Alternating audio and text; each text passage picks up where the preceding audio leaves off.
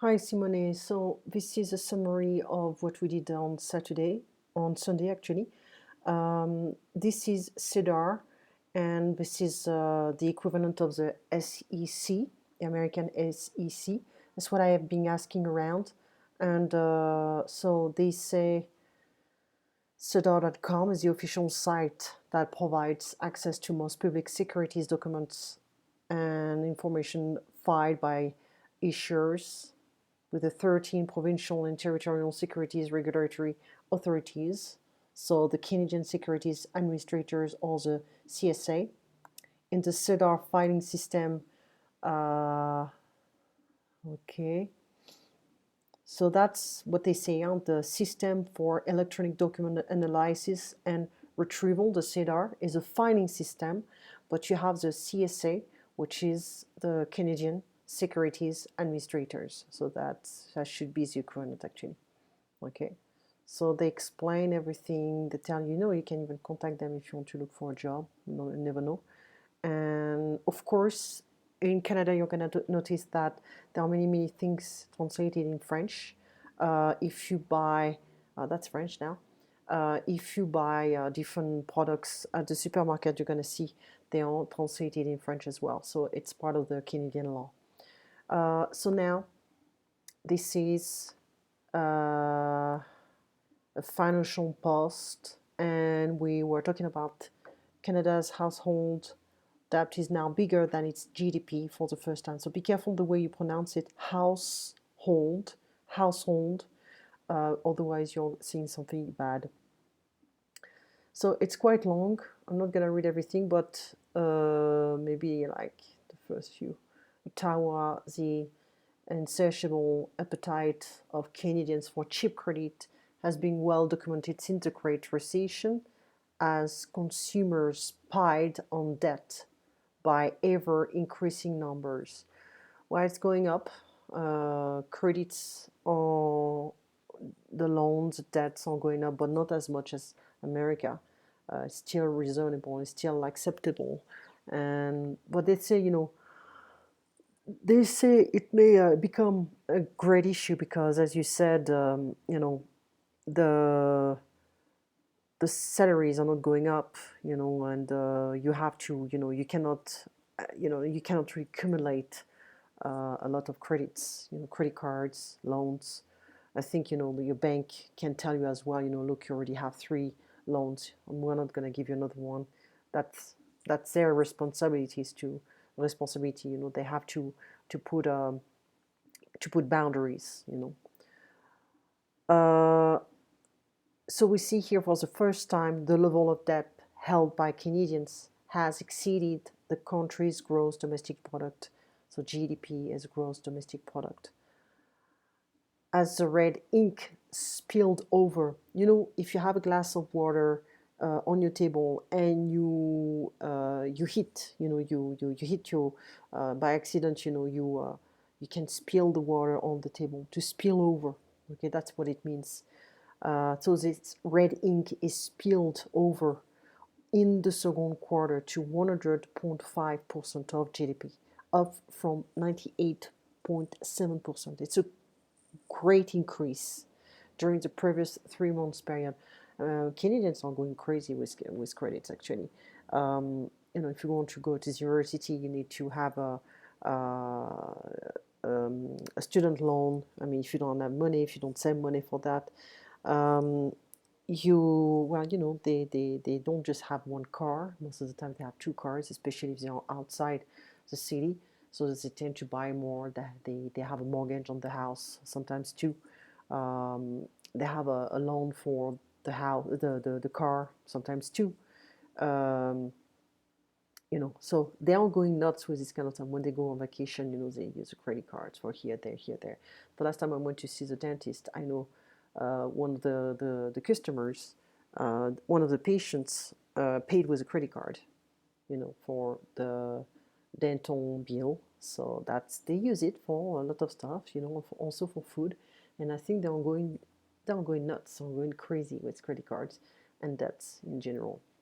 So we have here, I'm so sorry, I'm a bit tired, so Um, the thing is, the topic of the article is okay, Canadians are taking or using too many credits, the debt is going up, and this probably can create some kind of a crisis. I think Canada is protected on this level. They tend to, they can alarm, they can alert the population, but I think they have money. I don't think they're gonna have a huge crisis. Never had any problems economically and financially. This country never had any problem. So we have different numbers. You know, the thing is, I don't want to saturate you with a lot of information or a lot of vocabulary. So the vocabulary here is debt, loan, mortgages. Okay, the milestone, if you want, to spill over. Okay, well documented. It was here as being well documented since the Great Recession. Okay, uh, the GDP is a gross domestic product. The ratio, you know what it means, of credit market debt to disposable household income climbed to 167.6% between April and June. Okay, total credit market debt was 1.97 trillion at the end of the second quarter. Quite a bit. Okay. We have here, you see, there's another thing, another website you can check is Bloomberg. I think I told you about it. It's really nice. If you like business news, financial news, you can check that. The issue is not debt, it's income. As you said yesterday, debt is rising by about 5.2% year over year since mid 2015. But historically speaking, that's not very high. So we're not seeing an acceleration at the rate of which households are accumulating credit. Given that interest rates are so low, this is an environment you'd expect consumer credit to rise to the sky, and it's not. The debt to income ratio is not because of the debt accumulating very fast, but rather the income is not rising fast enough to compensate. Yeah, borrowers, to borrow, to lend, and a person is a borrower.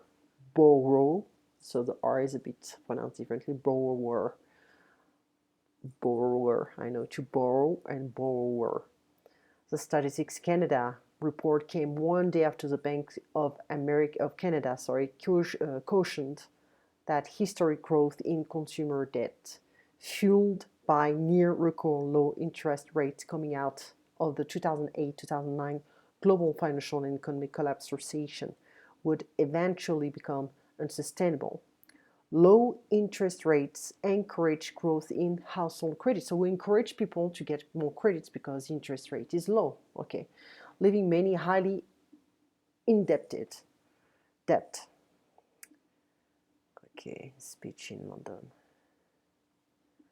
The central bank, along with the International Monetary Fund and other nation lending organizations, has repeatedly warned that any adverse shock to the economy could push Canada households' balances deep into negative territory.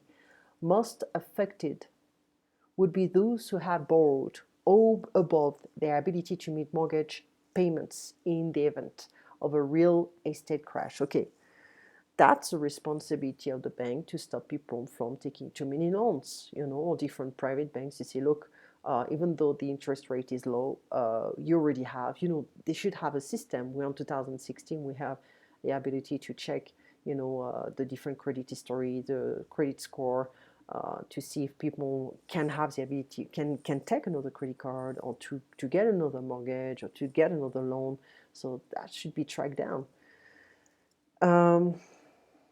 As the average household income growth slows, we can expect that economic shocks, such as foreign demand shocks that reduce demand for exports, or changes in commodity prices that adversely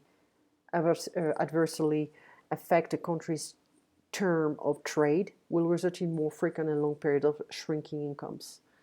Well, The Bank of Canada, led by Governor Stephen Pelosi and Finance Minister Bill Morneau, you see it's a French word, French name, have said record consumer debt burdens and the housing boom in Vancouver and Toronto prevent a major risk to the country's economy. So in BC, government last month imposed a 15% tax on foreign buyers in an effort to cool the market.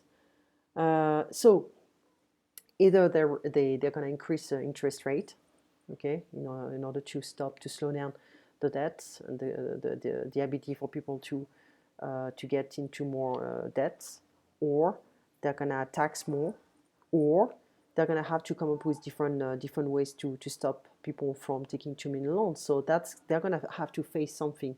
It's not going to be a huge crisis. It's not going to be a big recession. But I think they're going to have to come up with different possibilities to slow down this behavior. Okay, so the income are not the salaries are not going to go up, anytime soon. So we have to be careful on this level. I wished the dogs were not starting barking next door. That's my neighbor. I'm trying to find the greatest room, the best room in order to record all my different sessions, but it's not easy. My neighbors are very, very, very loud. I'm so sorry about that.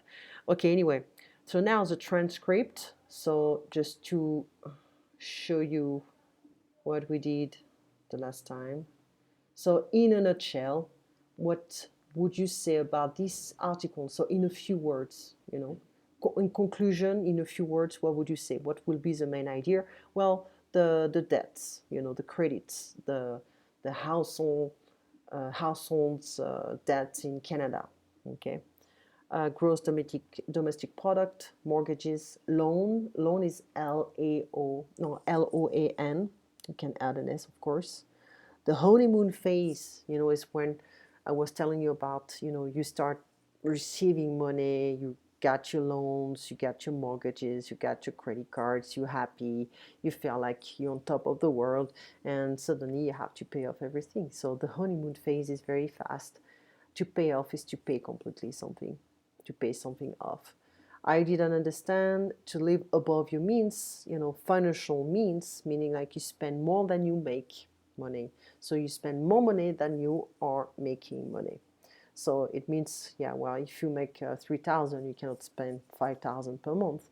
Well, you could if you have different credit cards, but still have to pay off every month, each month, the credit cards.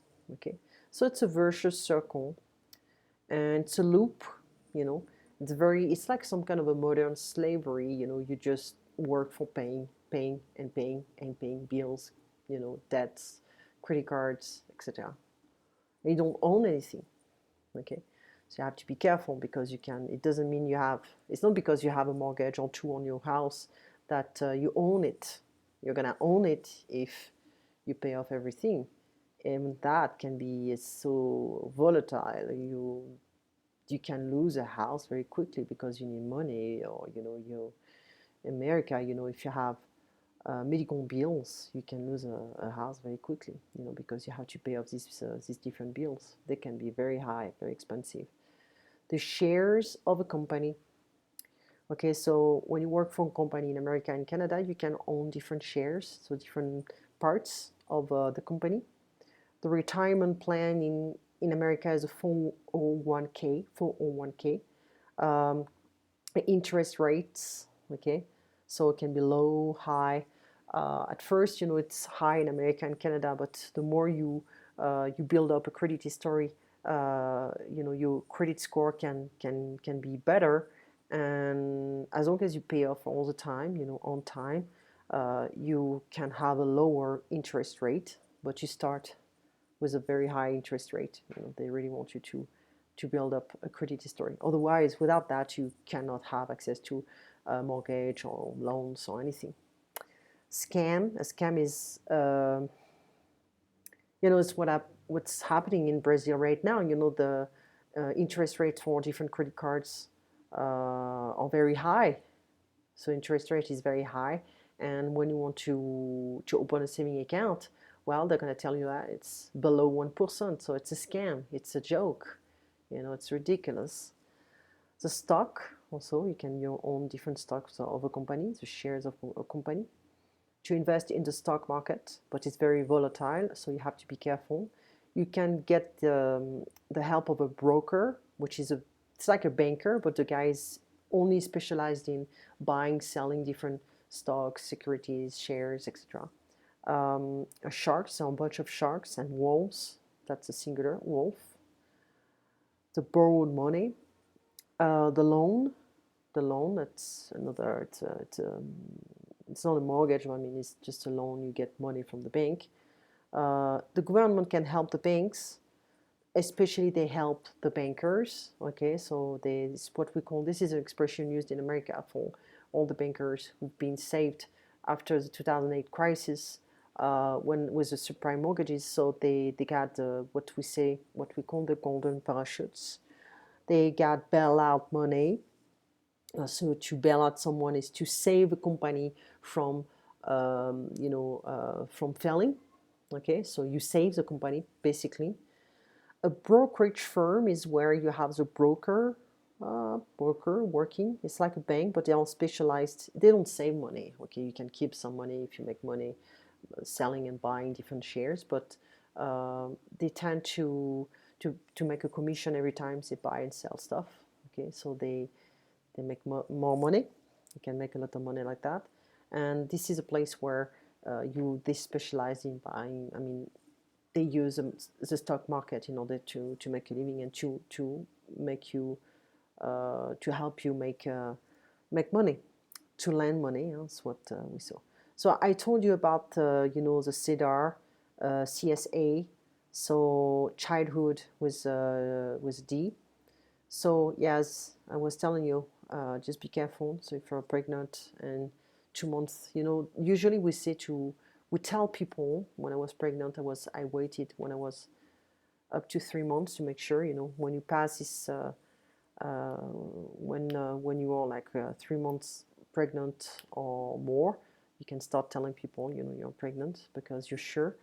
But the stress is a big problem in most of my friends work like crazy, and they tend to be overstressed, but they cannot get pregnant, and or they have a miscarriage, and it's quite sad. But the stress, yeah, just sit as much as you can, really, and lie down if you have to, and